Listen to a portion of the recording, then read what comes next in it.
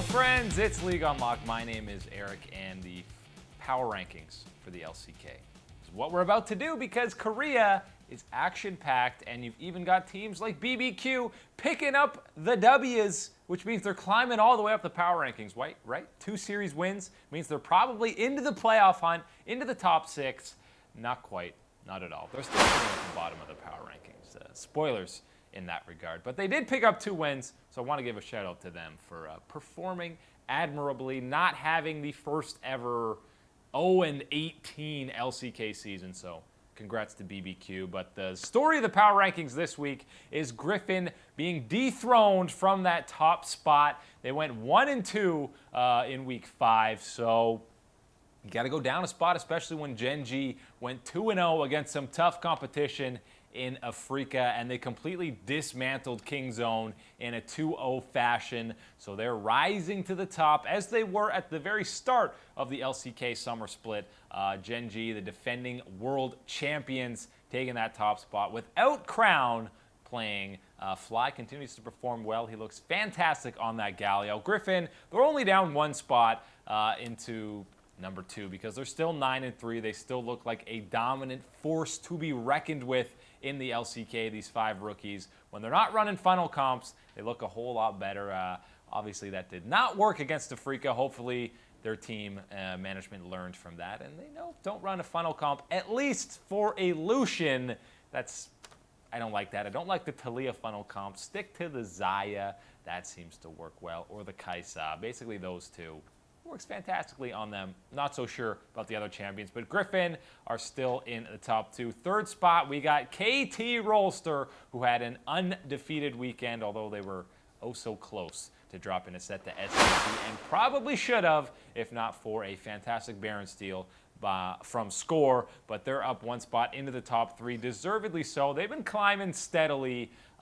They do have their inconsistencies where they'll lose to a team that they shouldn't, but when they're playing at their best, they could probably be a favorite to take home the summer split. The roller coaster for SKT or for KT continues, but right now it's looking like a fun roller coaster. The excitement is warranted, and you're not throwing up in the middle of it. So right now, KT looking pretty good. Kingzone is down. They're outside of the top 3 for, I believe, the first time in the summer split. Getting completely destroyed by Gen.G is the main reason they're moving down there. Cuz continues to look like he's outperforming Peanut in that jungle role. I'd love to see more Cuz going forward. Khan actually looks pretty good this week. BDD continues to be the best performer on Kingzone. But, in the late game and mid-game team fights, the overall macro for Kingzone is down a little bit from what we're accustomed to seeing.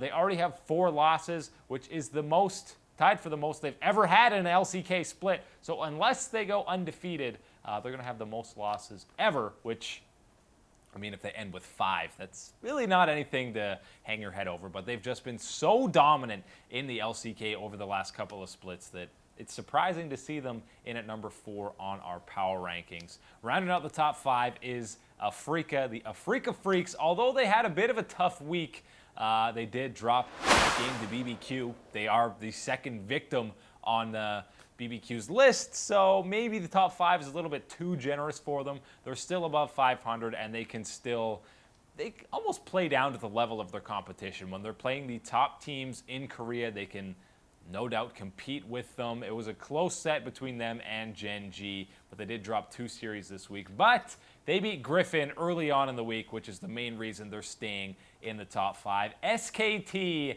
I already alluded to it earlier. They were oh so close to a 3-0 week that really would have put them back in that playoff hunt, but they couldn't get it done against KT. That Baron steal and one bad team fight lost them the second game, and then they never had a chance in that third game, but they still went 2-1 with wins against MVP and Hanwha Life, which is why they've leapfrogged both those squads, and they're sitting in that 6th spot, a couple of games out of a final playoff spot, which is more than you could hope for if you're an SKT fan, considering how poorly they started the summer split.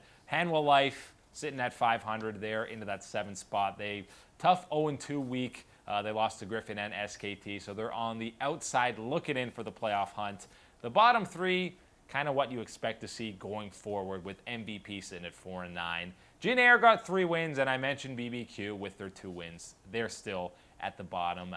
They still look like the favorites for relegations. Maybe Gen.G or BBQ can kind of send MVP back to that relegation tournament, but it looks like those are going to be the bottom 3 for the rest of the summer split. Standout performer for Week 5 has to go to Gen.G. They looked like the most dominant team and the most dominant guy, the most dominant bot lane in the LCK right now is Ruler and CoreJJ, and I want to specifically shout out Ruler for MVP in Week 5 because this guy has yet to play a mage in the bottom lane. He's not abiding by these meta changes. Guys are benching themselves and saying, oh, the AD carry role is an absolute disaster.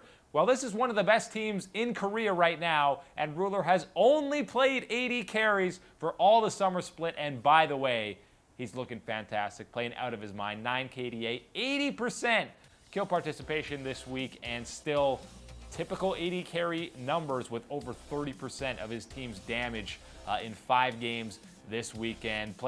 Just play the Ashe or the Varus, have a CC bot along with your AD carry. He's the go-to guy in these late game team fights for Gen.G. And if the opposing team is not trying to shut him down, he's going to carry you the team fight. He's going to pop off on whatever champion he has. This guy has a fantastic champion pool. We saw last year at Worlds, it was basically Varus or Tristana, but I mean, those were just the strongest picks during that meta, and when people don't ban it, he picks it up, but he has a very deep champion pool. This meta has not changed his play style at all. Him and CoreJJ look like the best bot lane in the LCK right now, and that's why they're representing South Korea at the 2018 Asia Games.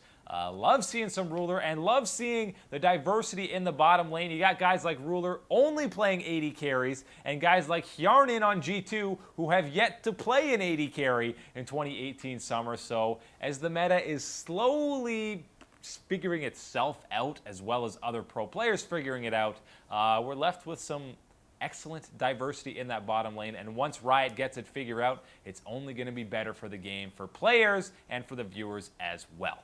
That's all the time today for League Unlocked. Thank you guys very much for watching. My name's Eric. We'll see you guys tomorrow.